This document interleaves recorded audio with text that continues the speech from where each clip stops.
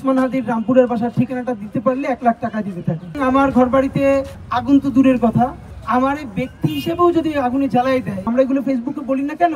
অনেকে মনে করবে আমরা এক্সপোজার চাই, সিম্প্যাথি চাই।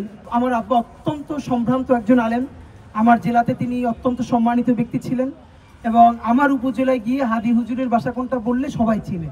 তো সুতরাং আমার ঘর বাড়িতে আগুন তো দূরের কথা, আমার ব্যক্তি হিসেবেও যদি আগুনে জ্বালাই দেয়, আমি আবারও আপনাদেরকে বলি 1400 শহীদ, এদের প্রতি আমরা কমিটেড যে তাদের সাথে ইনসাফ ন্যায় বিচার আসার আগ পর্যন্ত আমরা আমাদের ব্যক্তিগত জীবন ঝুঁকি সর্বোচ্চটা নিয়েছি এবং ইনসাফের বাংলাদেশের লড়াইয়ে জালেমের বিরুদ্ধে মাজলুমের এই লড়াই চলবেই।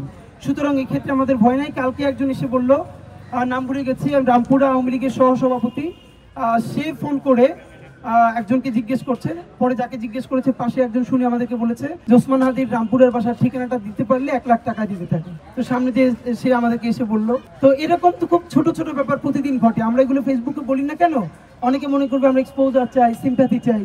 তো এগুলো আমাদের দরকার নেই। ইনশাল্লাহ আপনাদের কাছে শুধু আমরা দোয়া চাই। এখনো যদি আমার ফোনে দেখেন যে এখন তো আমার ইনকামিংটা বন্ধ করে রেখেছি, আর একটা এই নাম্বারটা আমরা এখন পাবলিক করে দিয়েছি ইনকিলাবের মিডিয়ার জন্য, এবং এই নাম্বারটা আর এখন আমার কাছে নাই। আমরা ইনকিলাব মিডিয়া যাতে আপনাদের দরকার এটার সাথে কন্ট্যাক্ট করতে পারবেন। এইরকম নাম্বার এক্সপোজ করে আরও যত কিছু এক্সপোজ করা যায়, এইগুলো দিয়ে আমাদের লড়াই বন্ধ করা যাবে না। যদি যাইতো তাহলে গত 1.5 বছরই যাইতো। গত 1.5 বছরে আমরা যেই সাফারিংস পাড়ি দিছি আপনারা চিন্তাও করতে পারবেন না।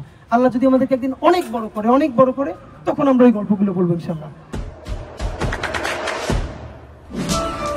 দেশে দেশে সবার সাথে দ্য নিউজ।